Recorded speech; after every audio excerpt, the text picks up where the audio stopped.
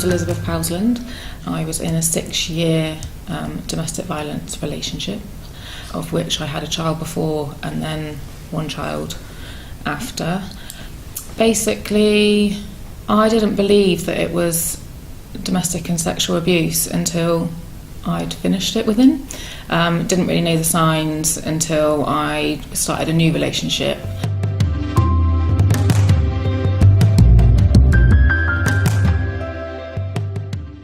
I claimed housing benefit because he refused to pay the rent, would disappear for months on end, wouldn't come home, didn't leave me with any money. So for the protection of me and my children, I claimed as a single parent. And basically, I am now on a suspended sentence. It turns out that he is actually the man that dobbed me into the council. So then obviously went to court for that and got prosecuted.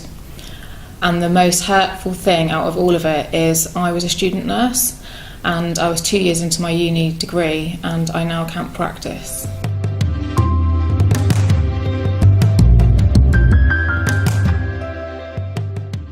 But things are on the up. I've been having sessions with Loz and she's really good. I'm just waiting for the pattern changing course really. Loz has been really helpful. She was part of my suspended sentence, so I didn't get fined or tagged or anything like that. Basically, I had to do 8 sessions with the Open Women's Project, which is who Loz works for. WRSAC, obviously, I'm waiting for the pattern changing course, but I've been working with Iona. She's really good. She's the one that diagnosed me with PTSD. And I've also been in touch with the Susie Project.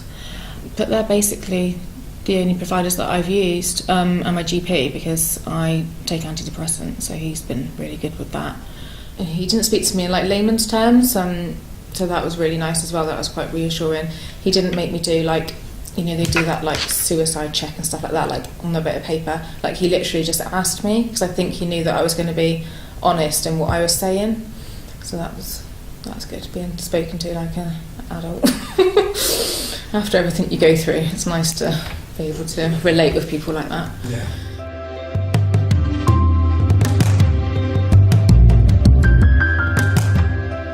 Not great.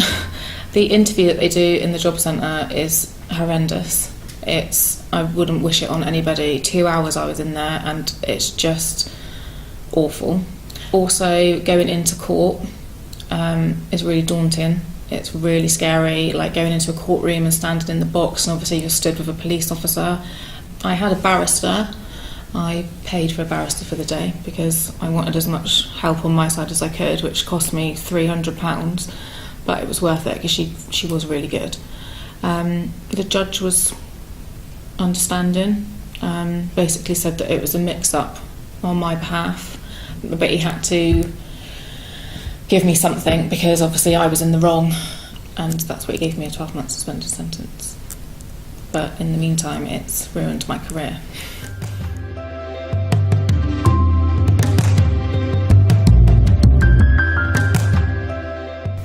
It's the taped interview, because obviously, like when you're talking, you use like facial expressions and nodding and that. And when they ask you a question and you like shake your head, they like make you say the word no. And I think rather than having it taped, I think it would be better to be filmed. And I think that you can get across more, like seeing someone's body language.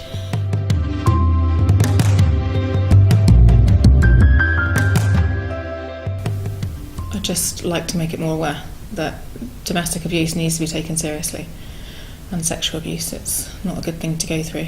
And if you do feel that you are going through it, just seek some help before it's too late, like I didn't do. And it was too late by the end of it.